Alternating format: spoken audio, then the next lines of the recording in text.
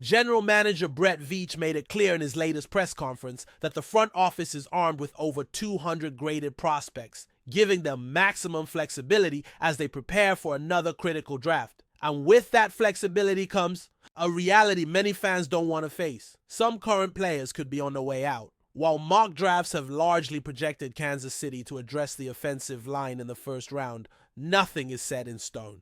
And depending on how the board falls, another offensive weapon could be coming to Arrowhead. One that may push a familiar face further down the depth chart. That face, Jaylon Moore. A second-round pick in 2022, Moore arrived in Kansas City with big expectations. Route running technician, yak threat, potential slot dynamo in Andy Reid's system, but 3 seasons in, the production just hasn't matched the hype. Through 3 years, Moore has averaged just 247 receiving yards per season, a far cry from what's expected of a second-round wide receiver, especially in an offense led by Patrick Mahomes. Injuries have played a role.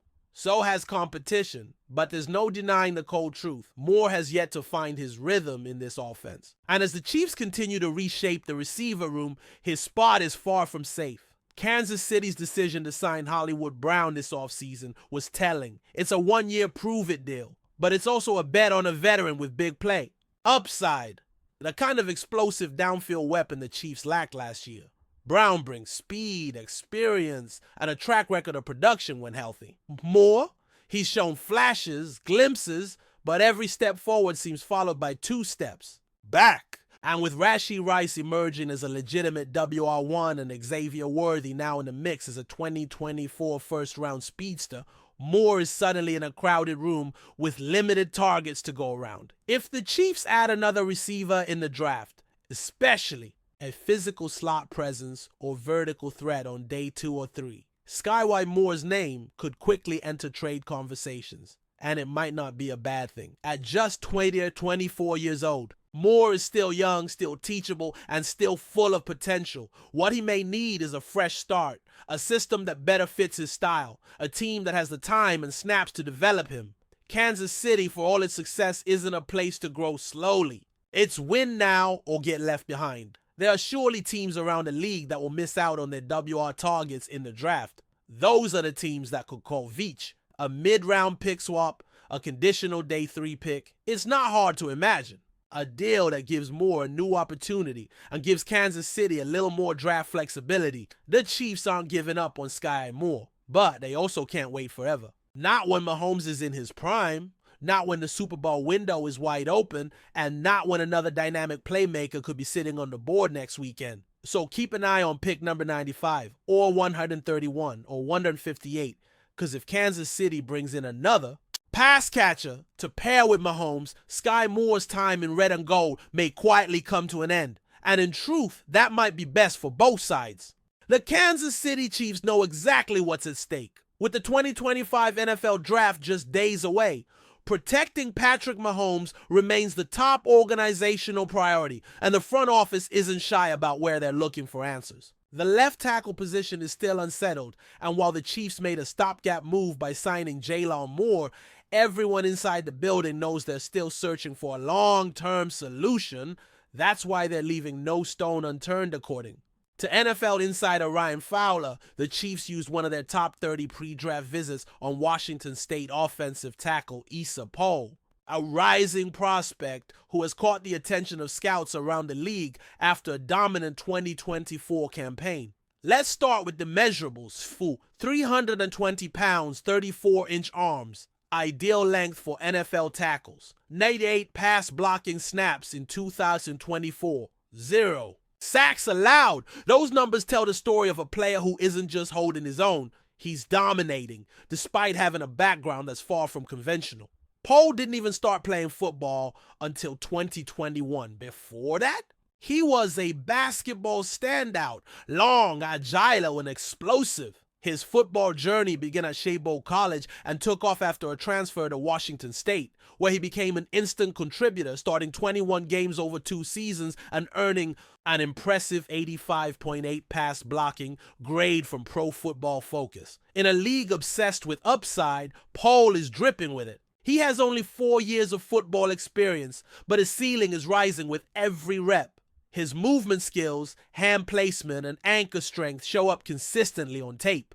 And for a team like Kansas City, that's exactly the kind of developmental project worth investing in. But here's the kicker. The Chiefs aren't the only ones circling. According to reports, Seattle, Green Bay, Baltimore, San Francisco, New York, and Washington have all expressed interest or hosted poll for official visits. In other words, his stock is surging, and there's a chance he's off the board by the middle rounds. Despite capturing their third Super Bowl berth in 5 years, the offensive line was a glaring weakness throughout 2024, culminating in a disastrous performance in the title game that saw Patrick Mahomes under constant duress.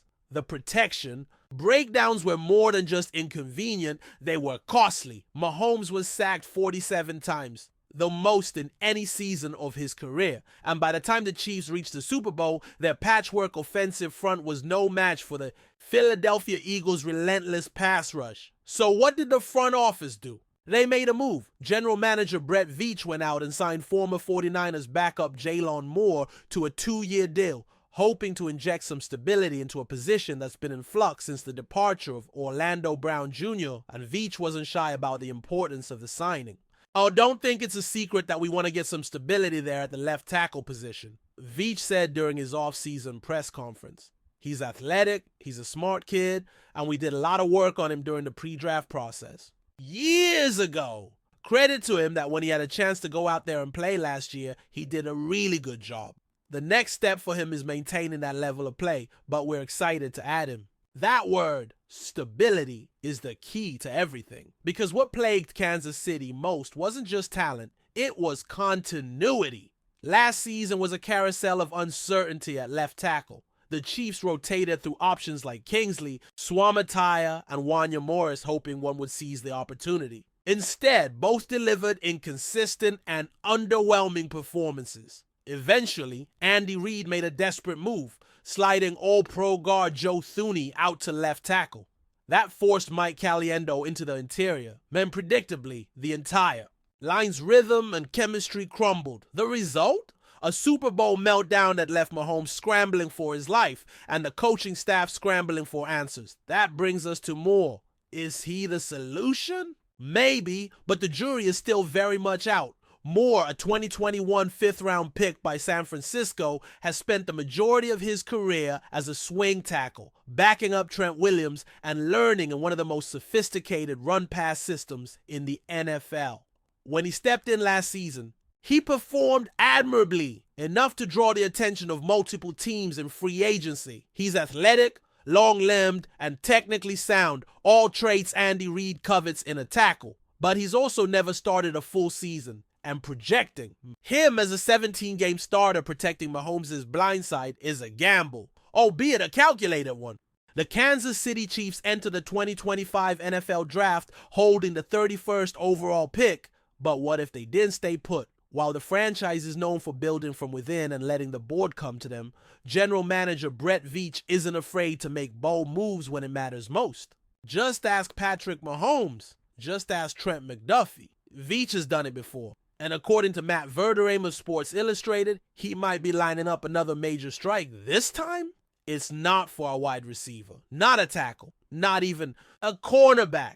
Instead, Verderame proposes the Chiefs leap 10 spots to snag one of the most disruptive defensive prospects in the draft, Walter Nolan, the explosive defensive lineman from Ole Miss. Rather than going with what a lot of people think will happen and drafting an offensive lineman, Verderame writes, the Chiefs flip the script and add a game record to the defense. And that's exactly what Walter Nolan is, the proposed trade. Chiefs and Steelers strike a deal. In the scenario outlined by Verderame, the Chiefs would send pick number 31, first round, pick number 63, second round, to the Pittsburgh Steelers in exchange for pick number 21, our first round, pick number 197, sixth round, a fair deal on paper, and one that could turn into a massive win for Kansas City, especially if Nolan lives up to the hype. Why Nolan? The fit in Spagnuolo's defense. Let's talk about a player. Walter Nolan is the kind of talent that doesn't come around often. He's powerful, explosive, and versatile, a wrecking ball with a frame of a defensive tackle and the athleticism to occasionally slide outside. That kind of versatility screams Steve Spagnuolo. Spags loves chaos. He loves stunts. He loves moving bodies across the line and disguising pressure. Nolan gives him the ability to do all of that while still demanding double teams and collapsing pockets. Kansas City's pass rush underwhelmed in 2024, finishing with just 39 total sacks, well below their 2023 total that ranked them second in the league. Chris Jones, the anchor of the D-line, posted his lowest sack number since 2017, just 5.0 sacks in 15 games. And while Jones re-signed last offseason, the Chiefs have a potential out on his contract in 2027, the same season he'll turn 32 years old. That's why a move like this isn't just about 2025. It's about setting up the next era of Kansas City's defense. With George Karlaftis continuing to develop on the edge and Trent McDuffie leading the secondary, Nolan would be the perfect addition to rebuild a dominant defensive core. A risk worth taking? Absolutely. Giving up a second-round pick isn't nothing. The Chiefs have consistently found talent on day two, and this year's class is deep across multiple positions. But Walter Nolan isn't a luxury pick. He's a potential blue-chip game wrecker who could return Kansas City's defensive line to its 2023 form, the one that won them a Super Bowl. With the league chasing Mahomes and stacking up elite quarterbacks across the AFC, Kansas City needs to counter with elite pressure. That's how you control the tempo. That's how you keep games tight. And that's how you make teams regret playing from behind. If Veach makes the call, Chiefs Kingdom will be fired up. Chiefs fans know the drill. Veach doesn't trade up unless he sees something special. He did it for Mahomes. He did it for McDuffie. Could Walter Nolan be next? If the board falls just right and the Chiefs pull the trigger, this could be the move that reignites the defense, future-proofs the line, and reminds the league that Kansas City isn't just about outscoring teams. They can out-hit them too.